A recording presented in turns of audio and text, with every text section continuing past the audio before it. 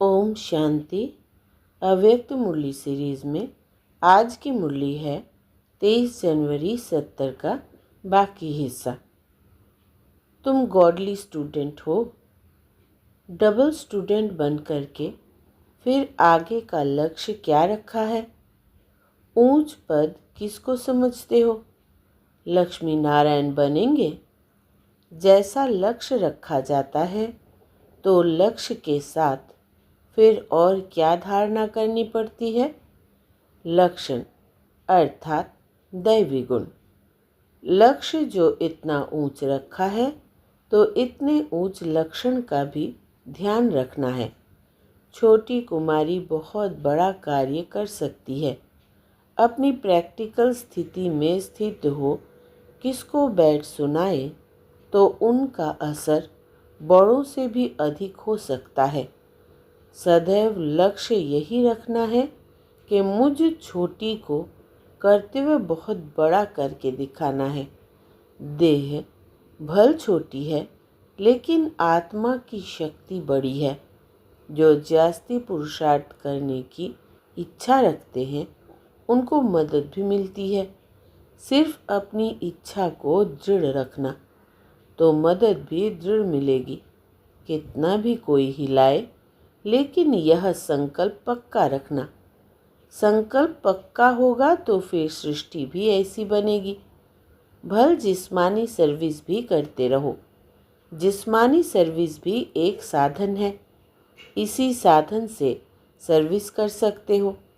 ऐसे ही समझो कि इस सर्विस के संबंध में जो भी आत्माएं आती है उनको संदेश देने का यह साधन है। सर्विस में तो कई आत्माएं कनेक्शन में आती है। जैसे यहाँ जो आए उन्हों को भी सर्विस के लिए संबंधियों के पास भेजा ना। ऐसे ही समझो कि सर्विस के लिए यह स्थूल सर्विस कर रहे हैं तो फिर मन भी उसमें लगेगा और कमाई भी होगी। लौकिक को भी अलौकिक समझ करो, फिर कोई और वातावरण में नहीं आएंगे। जैसे जैसे अव्यक्त स्थिति होती जाएगी वैसे बोलना भी कम होता जाएगा। कम बोलने से ज़्यादा लाभ होगा। फिर इस योग की शक्ति से सर्विस करेंगे। योग बल और ज्ञान बल दोनों इकट्ठा होता है। अभी ज्ञान बल से सर्विस हो रही है। योग बल गुप्त है लेकिन जितना योग बल और ज्ञान बल दोनों समानता में लाएंगे उतनी उतनी सफलता होगी। सारे दिन में चेक करो कि योग बल कितना रहा, ज्ञान बल कितना रहा। फिर मालूम पड़ जाएगा कि अंतर कितना है।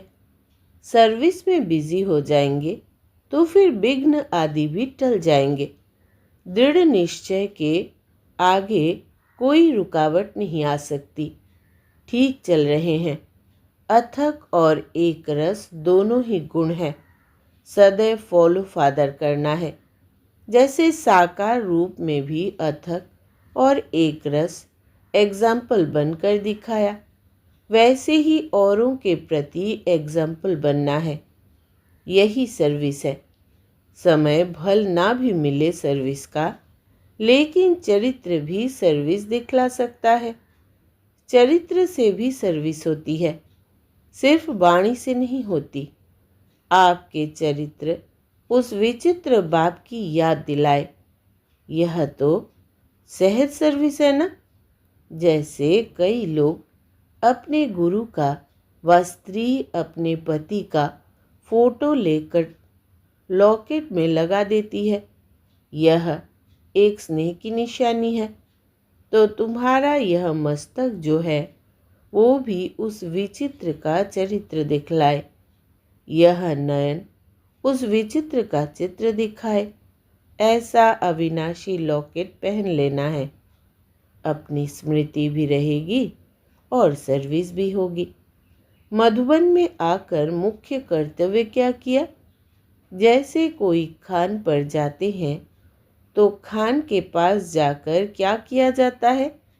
खान से जितना ले सकते हैं उतना लिया जाता है, सिर्फ थोड़ा सा नहीं।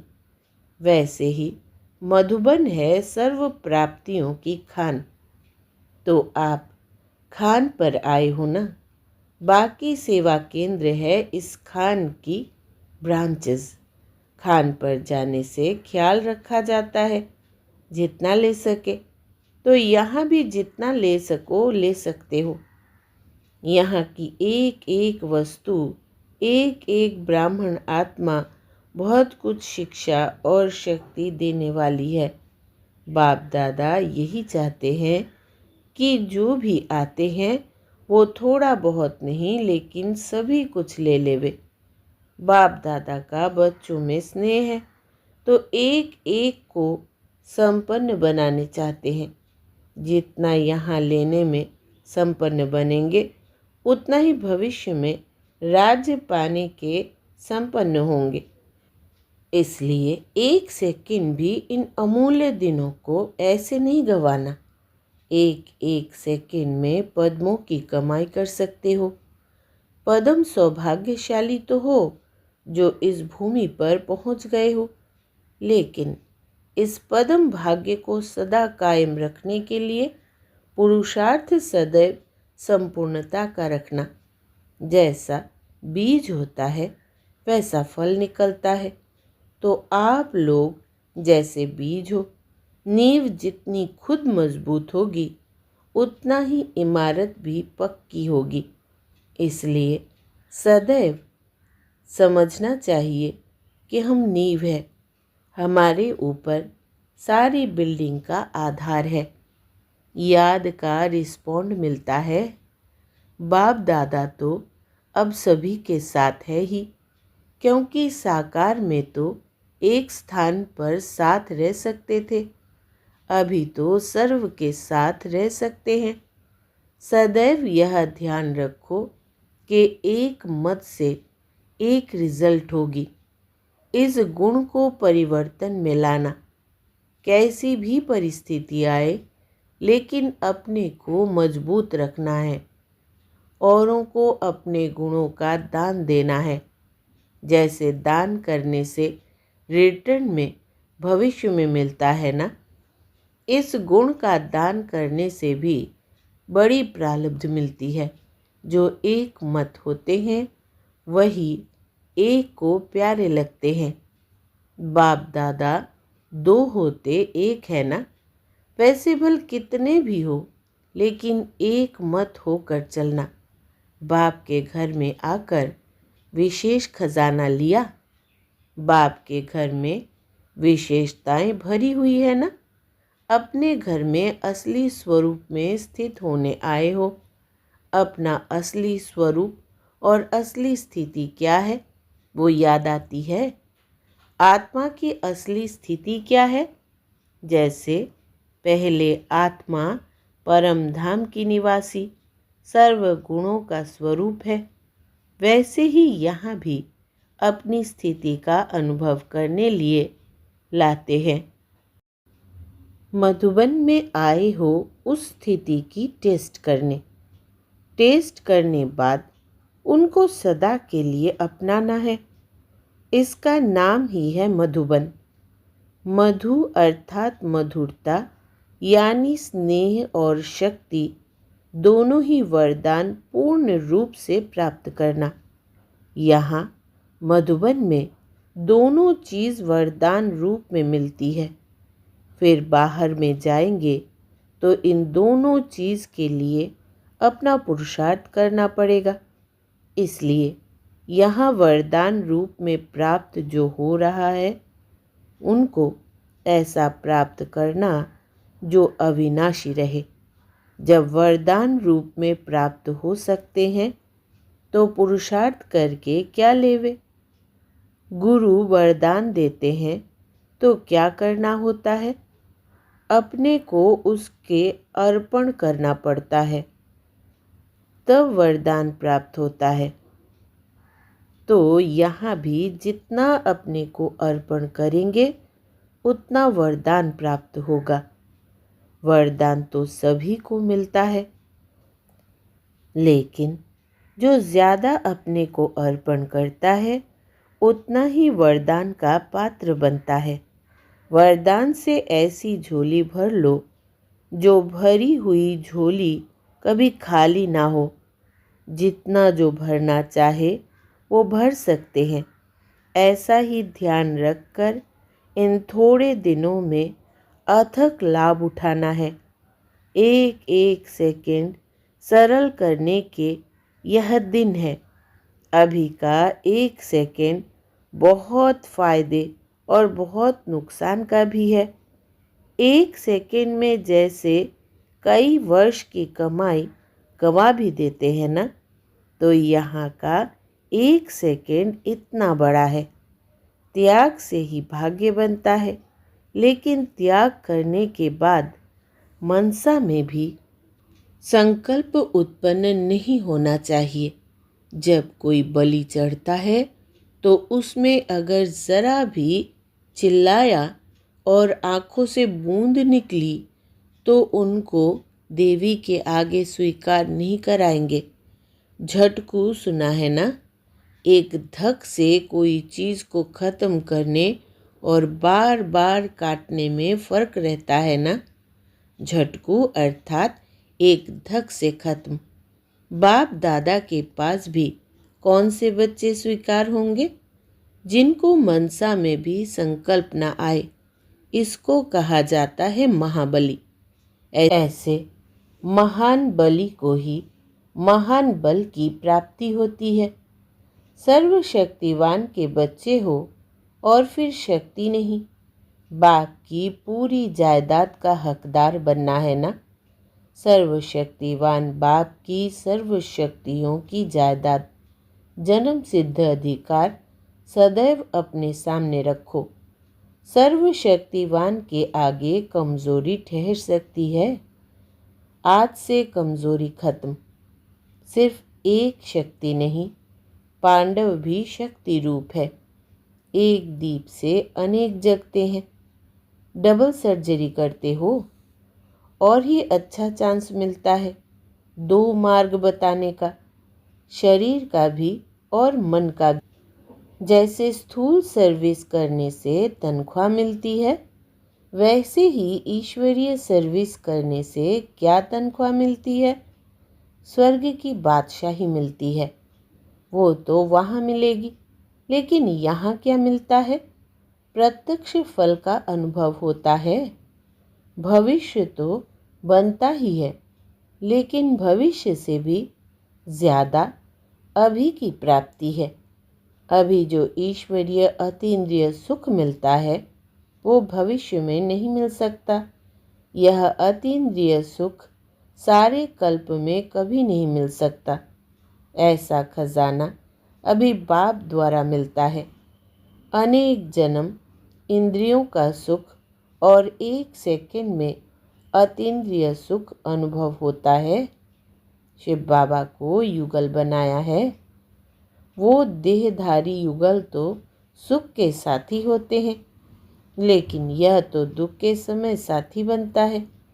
ऐसे युगल को तो एक सेकंड भी अलग नहीं करना चाहिए। साथ रखना अर्थात शक्ति रूप बनना। यह ब्राह्मण परिवार देखा, इतना बड़ा परिवार कब मिलता है? सिर्फ इस संगम पर ही इतना बड़ा परिवार मिलता है। हम इतने बड़े परिवार के हैं, यह नशा रहता है। जितना कोई बड़े परिवार का होता है उतनी उसको खुशी रहती है। सारी दुनिया में हम थोड़ों को इतना बड़ा परिवार मिलता है, तो यह निश्चय और नशा होना चाहिए। हर एक को यह नशा होना चाहिए कि कोटों में से कोई हम गायन में आने वाली आत्माएं हैं। कभी सोचा था क्या कि ऐसा सौभाग्य प्राप्त हो सकता है? अचानक लॉटरी मिली है। लॉटरी की खुशी होती है ना, और फिर यह अविनाशी लॉटरी है जो कभी ख़त्म हो ना सके। ऐसी लॉटरी हम आत्माओं को मिली है। यह नशा रहता है। कोने कोने से बाप दादा ने देखो किन्हों को चुना है। चुने हुए रत्नों में आप विशेष हैं, यह याद रहता है। बाप दादा को कौन से रत्न अच्छे लगते हैं? साधारण। ऐसी खुशी सदैव अविनाशी रहे। वो कैसे रहेगी? जैसे दीपक होता है, वो सदैव जगा रहे, इसके लिए ध्यान रखते हैं। घृत और बत्ती, इन दो चीज़ का ख्याल रखना पड़ता है। तो यहाँ भी खुशी का दीपक सदैव जगा रहे, इसके लिए दो बातें ध्यान में रखनी है। ज्ञान घृत और योग है बत्ती। अगर यह दोनों ही ठीक है तो खुशी का दीपक अविनाशी रहेगा, कभी बुझेगा नहीं। 15 दिन भी इस संगम युग के बहुत है। ऐसे मत समझना कि हम तो 15 दिन के बच्चे हैं, लेकिन संगम का समय ही अभी बहुत कम है। इस कम के हिसाब से यह 15 दिन भी बहुत है। इसलिए अब ऐसे ही सोचना कि लास्ट वालों को फास्ट होना है। बिछड़े हुए जो होते हैं वो आने से ही तीव्र पुरुषार्थ में लग जाते हैं। हिम्मत बच्चे रखते हैं, मदद बाप देते हैं। एक कुमारी 100 ब्राह्मणों से उत्तम गाई जाती है। एक में 100 की शक्ति भरेंगे तो क्या नहीं कर सकते। सिर्फ अपने पाँव को पक्का मजबूत बनाओ। कितना भी कोई हिलाए तो हिलना नहीं है। अचल घर भी तुम्हारा यादगार है ना। अचल अर्थात जिसको कोई हिला न सके। 3 मास में 3 वर्षा लिए हैं। बाप दादा 3 वर्षा कौन सा देते हैं? सुख, शांति और शक्ति। जितना अधिकार लेंगे उतना वहाँ राज्य के अधिकारी बनेंगे। संपूर्ण अधिकार पाने का लक्ष्य रखना है, क्योंकि बाप भी संपूर्ण है ना। युगल रहते हुए अकेले रहते हो व युगल रूप में रहते हो। अकेला रूप कौन सा है? आत्मा अकेली है ना। आते भी अकेले हैं, जाते भी अकेले हैं। तो युगल रूप में पाठ बजाते भी आत्मिक स्थिति में रहना अर्थात अकेले बनना है, और फिर रूहानी युगल बनना है। तो बाप और बच्चे, वो तो हुआ देह का युगल। आत्मा और परमात्मा, यह भी युगल है।